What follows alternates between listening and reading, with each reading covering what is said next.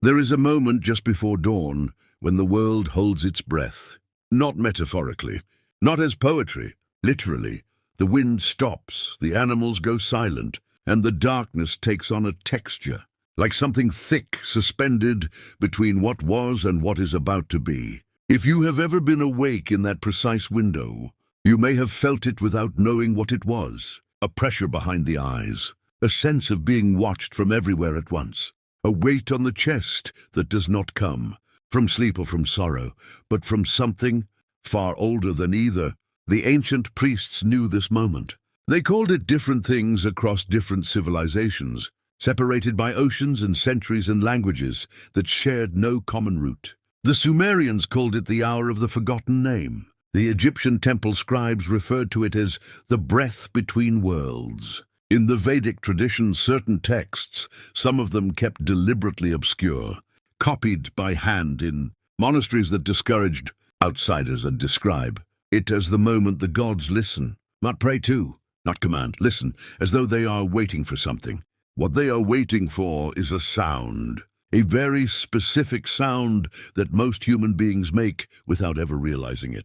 And the reason they are waiting, the reason they have always been waiting, from the first fire to the last standing monument, is not devotion. It is not worship. It is something far more transactional, far more unsettling, and far more intimate than any religion ever dared to confess aloud. There was a deal made before memory, before language, before the first human hand ever pressed itself into wet clay and left a mark that said, "I was here." Before all of that, there was a negotiation, and both sides agreed to terms that neither side fully understood. What those terms were, and what happens when they are broken, is the story you are about to hear. I have spent years chasing this, not as a scholar, not in any official capacity, but as someone who stumbled into a thread and could not stop pulling. It began with a clay tablet, a fragment technically no larger than my palm, purchased from a private collection by someone who thought it was decorative, catalogued wrong and stored in a box. For 11 years before a friend who studies dead languages glanced at it and went very quiet. She did not tell me what it said immediately. She photographed it, cross-referenced it with 3 separate cuneiform dictionaries, and then called me at 2 in the morning and said, "You need to hear this." What she read to me that night sent me backward through 6,000 years of mythology, religious text, oral tradition, and archaeological record. Because what was written on that tablet was not a prayer. It was not a hymn. It was the edge of a contract, broken in the middle. Yes, but enough remained to suggest that whoever wrote it was not addressing a god with reverence. They were addressing something as an equal, or something close to it. If this is the first time you are watching this channel, welcome. Subscribe if you want to keep going deeper into the places most historians do not go. Hit the like button. It genuinely helps more people find this content. And before we begin, leave a comment. Where in the world are you watching from? There are people watching this from places that still carry these stories in living memory. And I want to know who you are. One more thing before we go in. The stories and traditions explored in this video draw from ancient texts, oral histories, and mythological frameworks from cultures across the world. Whether these accounts reflect literal historical events, metaphorical truths, or something that refuses to fit neatly into either category is something you will have to decide for yourself. What I can tell you is that the people who recorded them did not write them as fiction. They wrote them as warnings. The oldest version of the story does not come from Greece or Mesopotamia. It comes from neither a temple nor a tomb. It comes from a cave in what is now southern Turkey, in a region called Göbekli Tepe, where 12,000 years ago, before Stonehenge, before the pyramids, before any city we have ever named, someone carved pillars into the rock and decorated them with animals that do not exist. Not mythological animals, not dragons or sea monsters, animals that are almost real. Animals that are 3/4 lion and 1/4 something else. Animals that seem to be in motion, always moving towards something. Just outside the frame of the stone, and at the center of the largest enclosure, Two pillars standing taller than all the others, carved with human arms. No heads, no faces. Just arms, folded across a torso that is simultaneously there and not there, depending on how the light falls. Archaeologists have theorized extensively about what Göbekli Tepe was. A ritual site, a gathering place, a temple. But a Turkish archaeologist named Bülent Atalay, working a secondary site near the main excavation in 2009, found something that received almost no coverage outside specialist journals. Beneath one of the smaller enclosures, sealed under a floor layer dated to approximately 10,500 BCE, was a flat stone, not carved in the standard Göbekli iconographic style, but etched with something far simpler.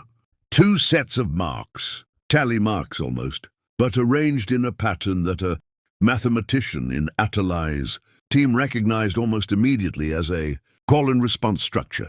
One set of marks on the left, a gap, then an answering set on the right, as though someone had written a proposition, and someone else had agreed. Nobody can tell you what that exchange recorded. The symbols do not belong to any identified proto-writing system, but the structure of it, the bilateral form, the implied reciprocity, is recognizable across time. You have seen it in contracts, in treaties, in the language of exchange between two parties who each want something and are prepared to give something in return. This is where it begins, not in the age of gods and heroes, not in the grand mythological frameworks of Babylon or Athens. It begins in silence, in darkness, in a cave that predates every god we have ever named, with two parties agreeing to something we cannot fully read. And then it reverberates forward through every civilization that followed, in ways that, once you know what to look for, become impossible to unsee. In ancient Sumer, the gods were not omnipotent. This is one of the first things that surprises people who actually read the original texts rather than the sanitized summaries. The Anunnaki, the great gods of Sumerian theology, were powerful, yes, terrifyingly so, but they were also hungry. They were also tired. There is an early text, the Atrahasis epic, predating many of the better-known Babylonian myths, in which the gods are explicitly described as performing labor, digging canals, moving earth, working in the most literal physical sense. And they are exhausted by it, so exhausted in one dramatic passage that they burn their tools and go on strike. Read that again. The gods of ancient Sumer went on strike. They refused to work. They gathered before the high god Enlil and said, in language that a modern union organizer would recognize without difficulty, we cannot continue. The labor is too great. Something must change. And what changed is what this entire story is about. Enki, the god of wisdom, of deep water, of the abyss, proposed a solution. A new kind of being would be created, one that could bear the labor that the gods could no longer sustain, one that would work so that the gods would not have to. And in return, here it is, here is the crux of it. In return, this new being would be given something the gods had in abundance and humanity would always lack. They would be given time, not immortality. The texts are specific about this. Immortality was explicitly withheld. What they were given was something more subtle and, in its own way, more terrifying, a portion of divine energy, a fragment of what the Sumerians called the me, the sacred principles, the properties of civilization, the living force that animated existence. Every human being would carry a piece of it, not enough to make them gods, but enough to feed them. This is where the Pact lives, not in a written contract, not in a formal ceremony. In the act of creation itself, humanity was made as a labor-bearing vessel and a source of divine sustenance. Simultaneously, you work for the gods. The gods, in a sense, consume your existence, your prayers, your rituals, your very breath in that pre-dawn silence. And in exchange, you were given the cognitive architecture to build everything you have ever built: language, art, cities, music, the capacity for abstract thought, for love, for grief, for the particular human madness of wondering why you exist at all. That wondering, that very question, why am I here, is not an accident. It is not random philosophical noise. According to the internal logic of these ancient systems, it is the mechanism. The question is the fuel. A being that never asked why it existed would not generate enough of whatever it is the gods require to sustain their own reality, but a being that burns with the urgency of unanswerable questions, that is a perpetual energy source. You are the power plant, and the gods are the city the plant was built to illuminate. I need to tell you about a woman named Ninsun. She's not a minor figure in Sumerian mythology, though she's often treated as one, described simply as the divine mother of Gilgamesh, the goddess of wild cows, a supporting character in the great hero story. But there is a passage in the older versions of the Gilgamesh cycle, versions that predate the famous 12-tablet, Akkadian composition by several centuries, in which Ninsun does something that no one in the scholarship seems to discuss at length. She negotiates. Gilgamesh is about to go on his journey to the cedar forest to kill Humbaba, the monster, guardian placed there by Enlil, and Ninsun does not pray for her son's safety. She does not offer sacrifice in the conventional sense. She goes to her roof at dawn. She puts on her finest robes. She ascends to the edge of the sky, and she makes an argument to Shamash, the sun god. An argument in the most technical sense. She presents a case, lists precedents, and makes demands. She asks Shamash to commit in a binding way to protecting Gilgamesh for the duration of the journey. And Shamash, in the text, does not say yes. He does not say no. He says, I knew this would happen before he was born. What kind of answer is that? Not a blessing, not a refusal. Something that sounds, if you read it slowly, like an acknowledgement of obligation, like a party to a contract confirming that they remember the terms. Gilgamesh is going to go and do something dangerous, in service of his own human ambition, his desire for fame, for immortality of name if not of body, and in doing so he is going to generate something, tension, fear, grief, the agonizing love between himself and Enkidu that will later shatter the entire epic into pieces when Enkidu dies. All of that psychic, emotional, existential weight, it is exactly what the system requires. Shamash knew. Of course he knew. He helped design the circumstances that made it inevitable. This is the second layer of the Pact, and it is darker than the first. It is not enough that humanity labors and prays. The gods require something more specific. They require narrative.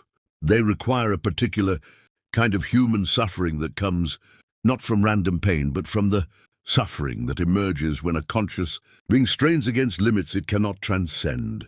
The limits are not arbitrary cruelty. They are structural. The walls are built exactly where they need to be to ensure that the most productive suffering is continuously generated. You cannot become a god. You cannot truly die and return. You cannot find perfect love that never ends. You cannot know with certainty whether your life had meaning. Every one of those impossibilities produces in the human psyche a sustained, fervent, energizing despair that, translated upward through some mechanism, the ancients describe in terms we no longer have the epistemological framework to understand, feeds something that has no body but has a hunger. The Egyptians understood this, though they dressed it differently. In the Heliopolitan creation narrative, before the world existed there was Nun, the primordial ocean, formless, dark, without beginning or limit. And out of Nun rose Atum, the self-creating god, who generated the first divine pair from himself. And from them the world unfolded.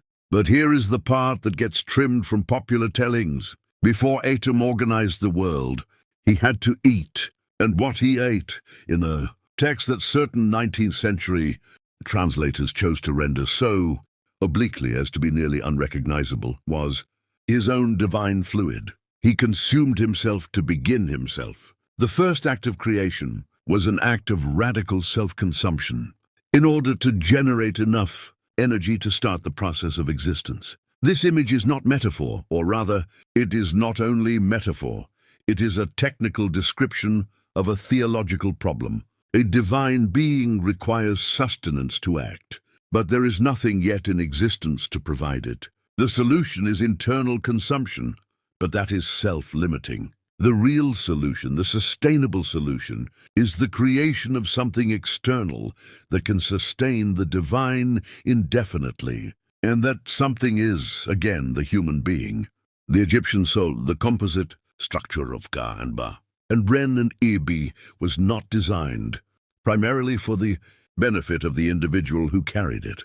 The Ka, the vital essence, the force of life itself, was understood by Egyptian priests to be a borrowed property, something extended to you from a divine source, and upon your death returned to that source, carrying with it everything it had accumulated during your lifetime. Every experience, every emotion, every prayer, every fear, every moment of clarity in the middle of the night, when you suddenly understood something you had never understood before. Your death was a harvest, and the elaborate system of funerary rites, the spells in the Book of the Dead, the weighing of the heart against the feather of Ma'at.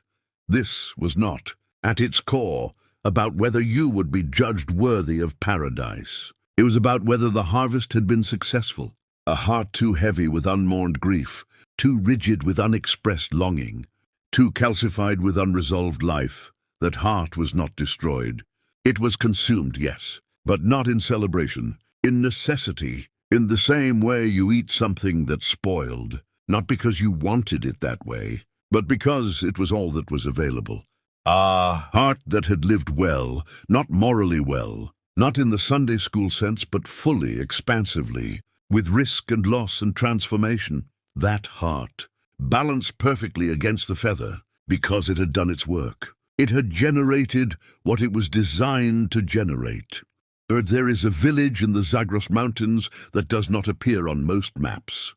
I'm not going to name it, not because the information is secret, but because names matter in the context of what I'm about to tell you, and I want the idea to land without the distraction of geography. An ethnographer working in the region, in the late 1970s, a woman whose published work is relatively obscure, whose most significant findings were buried in a journal that ceased publication in 1984, spent 14 months in this village, documenting a religious practice that the residents described as older than Islam, older than Zoroastrianism, older than any religion they knew the name of. They called it, in their own dialect, something that translates roughly as the feeding. And the feeding, as she described it in her notes, was not a metaphor they had inherited. It was a thing they did. Every year, on a specific night, calculated by a calendar she could not fully decipher, the village gathered. Not in a mosque, not in any formal religious structure, in an open field at the edge of the settlement, in the precise hours between midnight and dawn. They did not pray in any recognizable form. They did not sing. What they did was this: they spoke. Each person in the village, every man, woman, and child, stood in the field and spoke aloud in sequence the most significant fear they had experienced in the past year. Not confessed it, not exercised it, presented it as an offering, as something with value that was being formally transferred. The ethnographer asked the village elder what they believed happened to the fears when they were spoken aloud. He thought about the question for a long time. Then he said, in a phrasing she recorded verbatim, "They go where they are needed." He did not say who needed them. He did not say where that place was. He said only that the practice had not been interrupted in living memory, and that in the years of the Great Drought, when many surrounding villages had starved, this village had not. He did not present this as evidence of divine favor. He presented it as a matter of maintained obligation. "We give what is owed," he said, "and what is owed to us is continued." She asked him, "What would happen if you stopped?" He was quiet for longer this time. Then he said, "I don't know, but I think they would look for another source." The Norse tradition handles the Pact with what I can only describe as brutal honesty. In the Edic cosmology, the gods are not eternal. They never were. From the very beginning of the Norse mythological framework, the gods know they will die. Ragnarök is not a prophecy in the sense of being uncertain. It is a scheduled event. The gods know how it ends, who survives, who does not.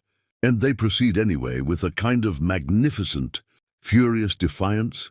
That is one of the most psychologically compelling things in all of world mythology. But here is what is rarely discussed. The gods in the Norse tradition actively need human beings, not just for worship, but for a very specific and ongoing energetic exchange that the texts describe in almost mechanical terms. The warriors who die in battle and are taken to Valhalla are not there as a reward. They are there as a resource. They train every day. They fight every day. They die and are resurrected. Every day, an eternal cycle of mortal violence conducted in divine space. And the energy of that, the will to fight, the fear and the courage and the violence of it, feeds Odin directly. This is stated plainly in several Eddic passages that most retellings soften into something more palatable. Odin does not simply preside over the warriors of Valhalla.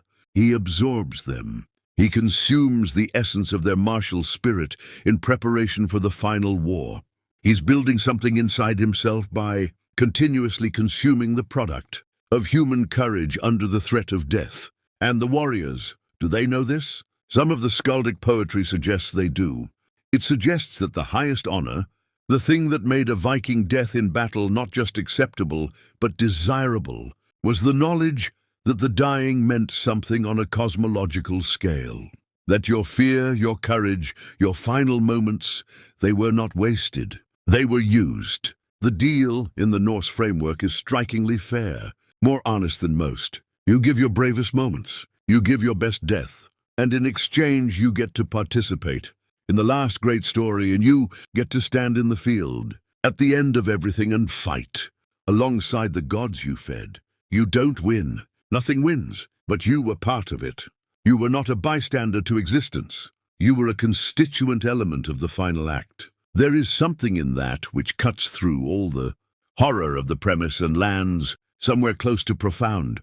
If you are going to be fuel, at least be fuel for something that burns magnificently.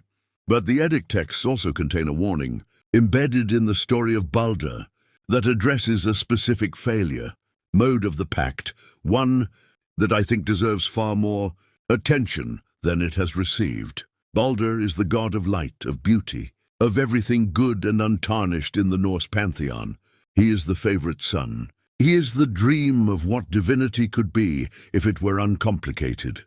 And when he begins having dreams of his own death, premonitory nightmares that disturb the entire divine realm, his mother, Frigg goes to everything in existence and extracts a promise not to harm him. Every plant, every animal, every metal and stone and disease and venom, all of it promises. Almost all of it. Frigg skips the mistletoe.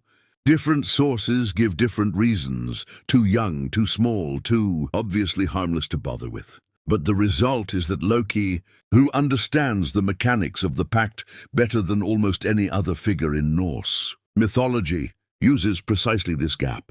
He fashions a dart from mistletoe and guides the blind god Hödr's throw. Balder falls, and with him falls something essential, not just a god, but this specific divine quality that made the pact between gods and humans feel like it was oriented towards something good. After Balder's death, the Norse sources describe a world that begins to gray, not apocalyptically, not yet, but the light changes. The quality of existence shifts. The gods become more fearful, more desperate, more willing to do things they would not previously have considered. And humans, without the specific divine light that Balder represented, begin to change too. They become harder, more cruel, more capable of exactly the kind of suffering that feeds the other gods, but provides nothing of the balanced, luminous life force that Balder had represented. In the Norse framework, the death of Balder is not just a tragedy. It is a dietary shift. The gods lose access to the cleanest form of human energy and are left to subsist on darker fuel, and they begin slowly to metabolize their own end. I want to take you east now, far east and back further in time than the Norse tradition reaches, to a set of texts that mainstream scholarship treats as philosophy and which, I want to suggest, may have been something closer to operational documentation. The Rig Veda is the oldest of the 4 Vedic texts, composed orally and then committed to writing at a date scholars still dispute, but which is generally placed somewhere between 1500 and 1200 BCE, though some arguments push portions of it back considerably further. It is a collection of hymns, 128 of them, addressed to various deities, the most prominent of which are Agni, fire, Indra, thunder, and Varuna, cosmic order. It is beautiful. It is also in places extremely specific about what the gods require and why. The concept of Arta, cosmic order, the underlying principle that makes the universe function as a coherent system rather than chaos, is central to the Vedic worldview, and what is rarely emphasized in introductory accounts is that Arta is not self-sustaining. It requires maintenance, constant active human maintenance. The Vedic sacrificial system, the yajnas, the elaborate fire rituals that could last for days or weeks, requiring trained priests and precise procedures, was not designed primarily to request favors from the gods. It was designed to keep the cosmic order functioning. The sacrifice fed Agni. Agni carried the offering to the appropriate deity. The deity, nourished, continued to perform its cosmological function, and the cosmological function in question was not abstract. Indra, nourished by sacrifice, maintained his ability to defeat Vritra, the cosmic serpent of drought and stagnation that would, if not continuously, held at bay, cause the waters to stop and the rains to fail and the world to die. Not metaphorically, actually die. In the Vedic understanding, the physical fertility of the earth was directly dependent on the continued vitality of Indra, which was directly dependent on the continued performance of human sacrifice. If the ritual stopped, Indra would weaken. If Indra weakened, Vritra would gain. If Vritra gained, the waters would halt. If the waters halted, you would starve. This is the pact in its most explicit, least symbolic form. You feed the gods. The gods maintain the conditions of your survival. Stop feeding them and the conditions collapse. It is transactional to the point of being uncomfortable, and the Vedic priests, to their enormous credit, never pretended otherwise. They described it with the precision of engineers describing a power grid. This component requires this input. This output depends on this component. The system is resilient but not infinitely so. There are failure thresholds. One of the older Brahmana texts, the Shatapatha Brahmana, a prose commentary on the Vedic rituals, contains a passage that I keep returning to. It describes a scenario in which the sacrificial fires have been allowed to go out, not through negligence, but through some catastrophe, and the gods begin to diminish. Not die exactly, diminish. They become smaller versions of themselves. They retain their names and their general functions, but they lose resolution. If you want to use a visual metaphor, they become approximate. They exist in outline rather than in full color. And in this diminished state, they become unpredictable, because a god that is fully fed operates according to its nature. Indra is generous with rain. Varuna maintains justice, Agni burns clean. But a god that is hungry does not operate according to its nature. It operates according to its need. And a need is a different thing entirely from a nature. A hungry god, the text suggests, will take from wherever it can. It will extract what it needs from whatever source is available, by whatever means the situation allows. Keep that thought. In 1945, in a field outside the Egyptian city of Nag Hammadi, a man digging for fertilizer struck a large clay jar buried in the earth. Inside were 13 leather-bound papyrus codices, some of the most remarkable texts ever discovered. A library of early Gnostic Christian writings that had been deliberately hidden, probably in the 4th century CE, probably to protect them from destruction during the period when the early Christian church was aggressively standardizing its canon. Most of what the Nag Hammadi library contains is now well studied.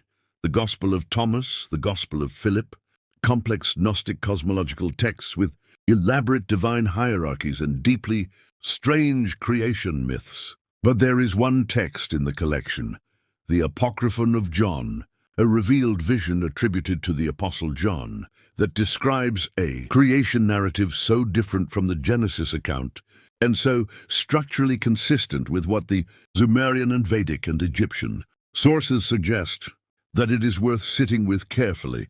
In the Apocryphon, the world is not created by the highest divine being. It is created by a lower being, a demiurge called Yaldabaoth, who was himself generated through a kind of divine accident, a distorted emanation of the highest light. Yaldabaoth creates the material world, and within it, humanity. But he does so in a specific way. He steals a portion of divine light, the living power, of the highest divine realm, and imprisons it in human bodies. He does this because he needs that light to sustain himself. The material world cannot exist on purely material terms. It requires a divine animating principle, and the only way to keep that principle available to him is to keep it trapped, in forms that cannot escape. The human body, in the Gnostic understanding, is not a gift. It is a cage designed to keep a piece of stolen divine light in proximity to the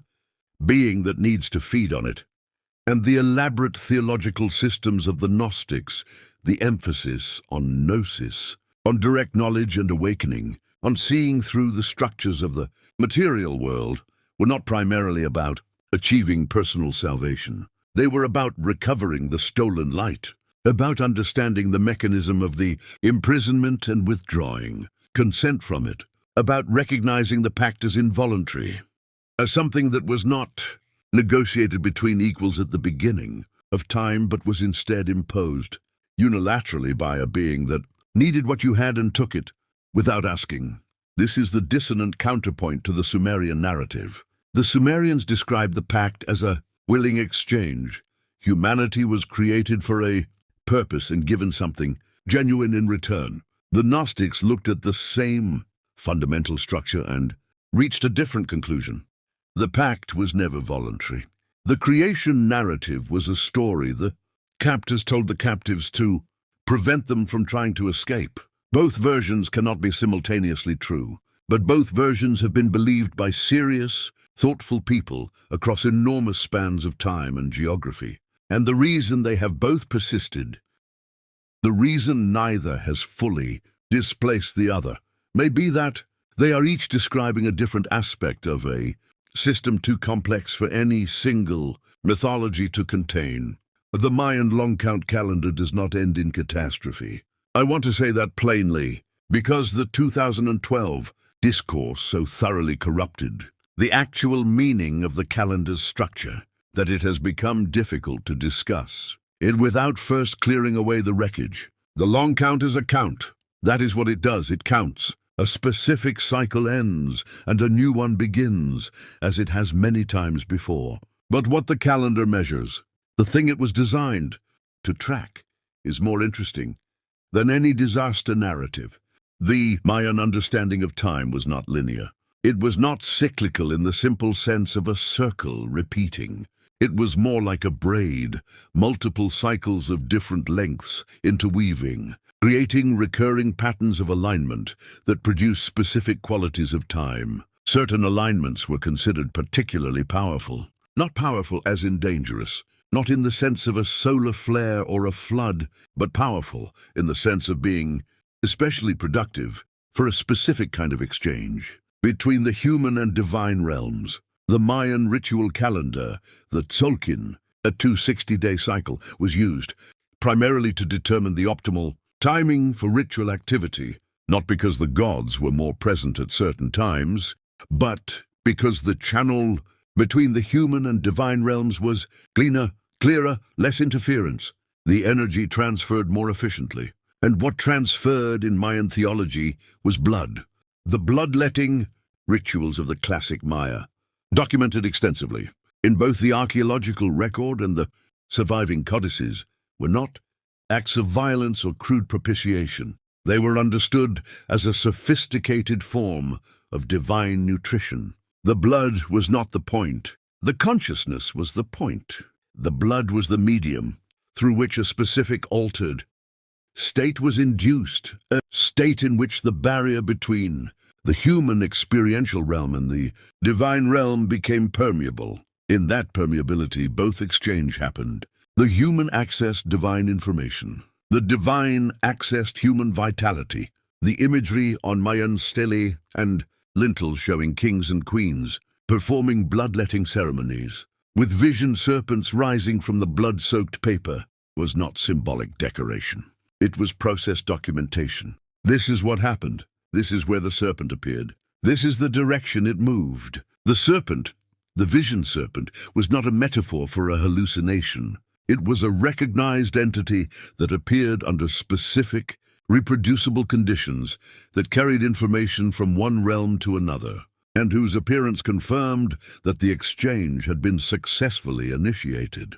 What the gods gave in return, besides information, besides visions, was the continued operation of what the Maya called kul, divine essence or animating force, which sustained not just the royal blood but the entire social and agricultural order. Crops grew because the divine channels were maintained, not because the gods chose to be generous on a whim, but because the exchange was active and the system was functioning as designed. The moment the exchange was interrupted, whether through conquest, abandonment of the ritual sites, or the deliberate suppression of the ceremonial calendar by colonial forces, the Maya, sources suggest, the divine backing was withdrawn, not in anger, not as punishment, simply as the logical consequence of a discontinued transaction. The gods did not strike down the civilization. They simply stopped sustaining it. And civilization that had been built on the assumption of divine sustenance, that had oriented its entire agricultural, political, and social architecture around the maintenance of this exchange, that civilization did not have the structural resources to survive without it. I have been building towards something, and I want to say it directly before the pieces scatter. Across 12,000 years of human religious and mythological tradition, in cultures that had no contact with one another, using languages that share no common ancestor, describing cosmologies that disagree in almost every particular, there is a structural constant, a shared deep grammar beneath all of it. And that grammar says this: the divine is not self-sustaining. The divine requires a source of energy from outside itself. Human consciousness, specifically human consciousness in motion, generating emotion and meaning and urgency and narrative, is that source. The arrangement is reciprocal. You sustain the divine sustains the conditions of your existence. And the arrangement was either agreed to before memory began, or it was imposed before memory began, and there is no longer any way to determine which. The implications of this, taken seriously, are difficult to sit with. They suggest that every prayer ever uttered was not just a request, but a payment. That every genuinely felt moment of grief or love or terror or awe was not just a private experience, but a contribution to a system you did not design and cannot fully see. That the gods, whatever the gods are, beneath the names and the faces and the mythological clothing, are not the distant, indifferent, or generous beings that popular religion imagines them to be. They are close. They are attentive. They are attentive in the way that something is attentive when it depends on what you are producing.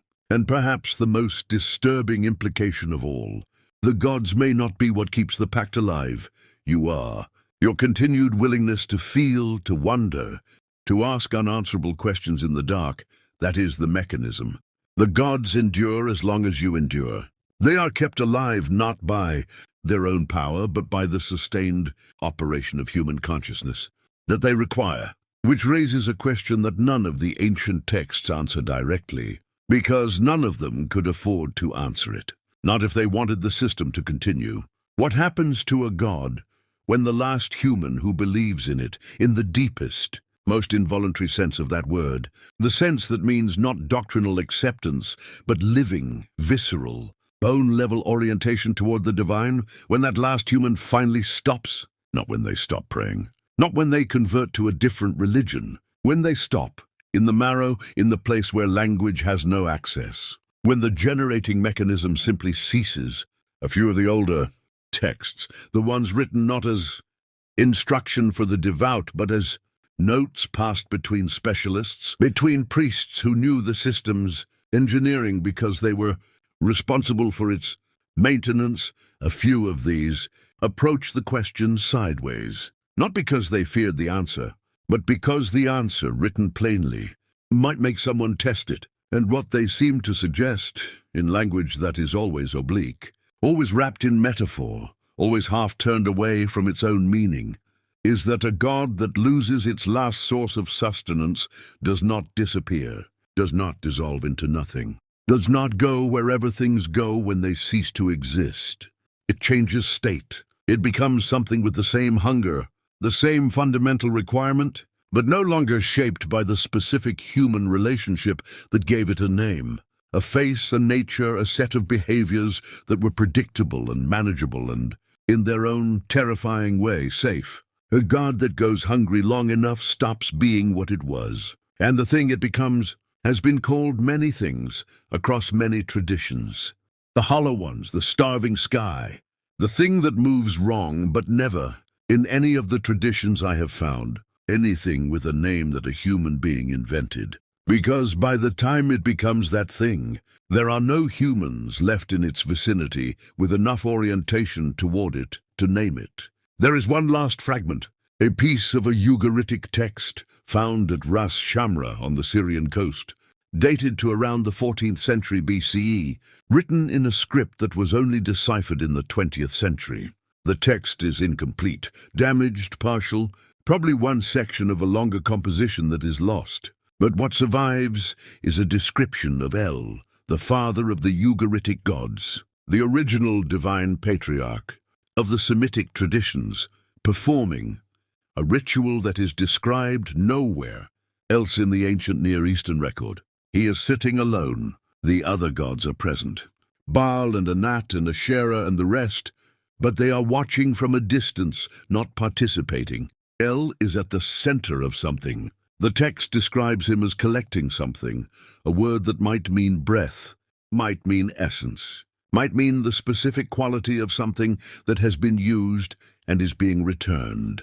He is gathering it, the text says, and he is not joyful about it. He is described with an adjective that the scholars who first translated it rendered as sorrowful, though subsequent translators have suggested that the original word is closer to necessary, unavoidable, obligated. He is doing something he does not want to do because the alternative is worse. What he is collecting from where and what he does with it, the text breaks off. The clay was damaged at precisely that moment, or damaged later, or damaged deliberately. The story stops mid-action, and El is left sitting at the center of that ancient fragment, gathering something from the air around him, face turned downward, described with a word that means not sadness but necessity. And we do not know what comes next. We do not know what he was collecting. We do not know if he finished.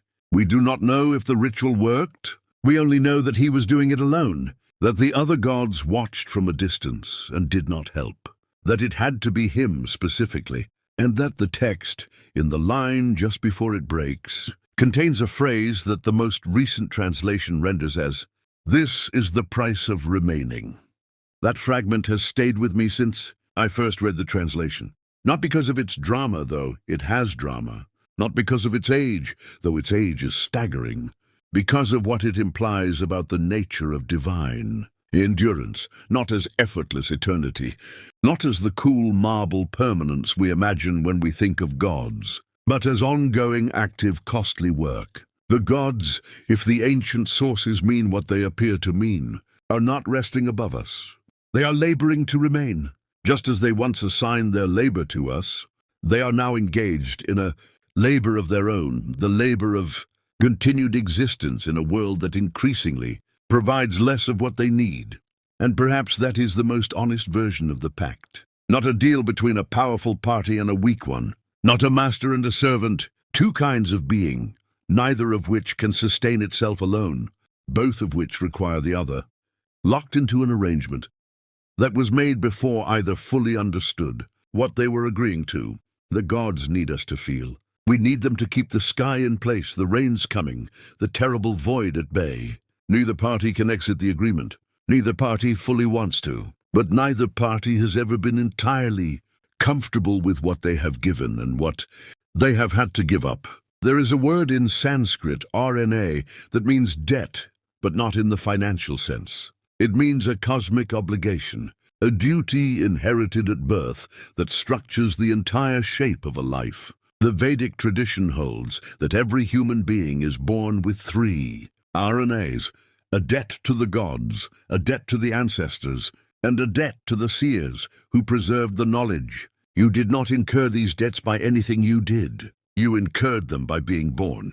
They are the terms of your existence, the cost of your consciousness, the price the universe charges for the experience of being a being that knows it exists. Perhaps the pact has never been a secret. Perhaps it has been the most openly documented thing in human history, written in every temple, encoded in every ritual, embedded in every mythology, hiding in plain sight beneath thousands of years of theological interpretation. And perhaps the reason we do not recognize it for what it is not because it was hidden, but because we were never meant to understand it fully. Because a human being who fully understood the system would stop generating what the system requires. The mystery is not an accident. The mystery is the mechanism, and somewhere in that pre-dawn silence, in the space between what was and what is about to be, something is, listening to the sound of you wondering.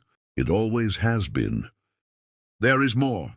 There are specific bloodlines, families, across multiple civilizations, who appear to have understood the pact not as mythology but as management, and who passed that knowledge down through generations in ways that looked like religion and functioned like engineering. There are ruins that seem to have been designed not as places of worship, but as places of collection, architecturally optimized for gathering the specific frequency of human emotional output that the divine system requires. And there are texts written in the margins of better-known documents, in hands that belong to priests and scholars and scribes who were clearly terrified of what they knew, that described the moment the pact nearly broke, what caused it to nearly break, and what was offered by which side, at what cost, to repair it. That story is coming.